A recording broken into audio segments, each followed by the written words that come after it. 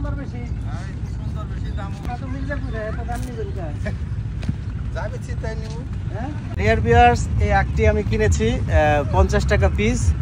দেখুন কিভাবে আখ ক্ষেত থেকে আখ কেটে আমরা খাবো। এখন নিচ থেকে ধরো, এই হচ্ছে কেটে নিলাম। আর একটা কোনটা ভালো হবে এটা দেন। ক্ষেত থেকে আমরা আরেকটি আখ নিচ্ছি। দেখুন এটা হচ্ছে কাঁচি, এটা একদম গুড়িয়ে কাটতে হয় এখান থেকে এইভাবে, অনেক কষ্ট। এই মুহূর্তে আমি আছি সুগারকান ক্ষেত, অর্থাৎ এই সেই আখের যে বাগান, আখের ক্ষেত। আমরা দেখেছি বিভিন্ন বাজারে বা বিভিন্ন ব্যানে এই আখ থেকে মূলত শরবত তৈরি হয়। এই আখের যে অরিজিনাল যে ক্ষেত, এই হচ্ছে সেই আখের ক্ষেত।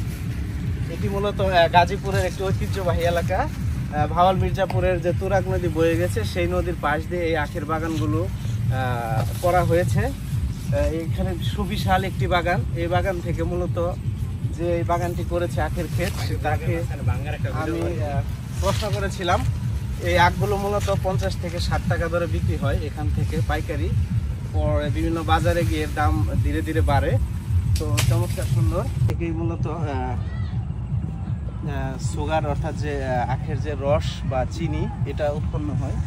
এখানে ঢুকার ভিতরে এই চতুর্দিকে দেখুন আখের বিভিন্ন কালার।